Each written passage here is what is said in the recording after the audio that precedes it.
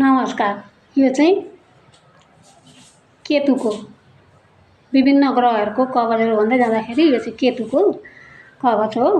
अनि केतु चाहिँ अलिक राम्रो नराम्रो दुइटै हुन्छ, तर लग्नमा बसे आफूलाई दुःख कष्ट नराम्रो, धनस्थान दोस्रो ठाउँमा बसे धन हानि धनको दुःख, तेस्रोमा बसे चाहिँ राम्रो आफूलाई चाहिँ दाजुभाइ भरसक हुँदैन, भइहाल्यो भने राम्रो हुँदैन, आफूलाई चाहिँ एक दुई राम्रो।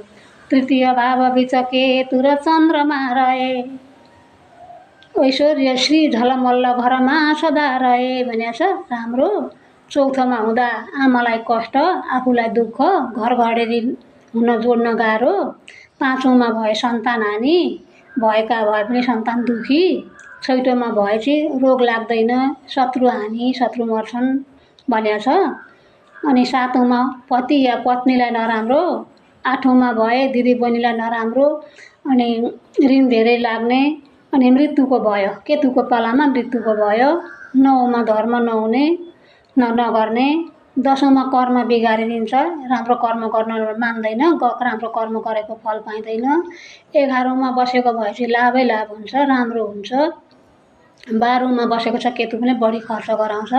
त्यसो हुँदा राम्रो ठाउँमा बसेको त राम्रै होला, नराम्रो ठाउँमा बसेको भए यो केतुको कवच पाठ गर्नु होला, राम्रो हुन्छ, अथवा सुन्नु पनि होला, तपाईँलाई राम्रो हुन्छ।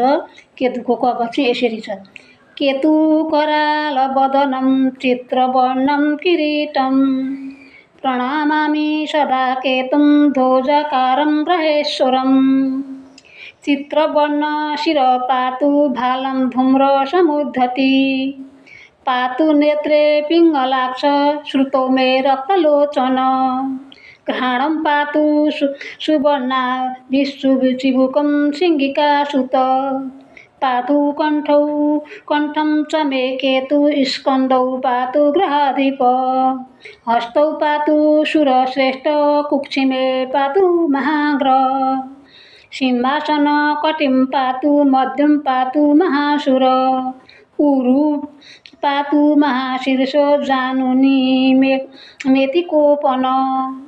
पादौ च मे क्रूर सर्वाङ्ग नरतिप्पल।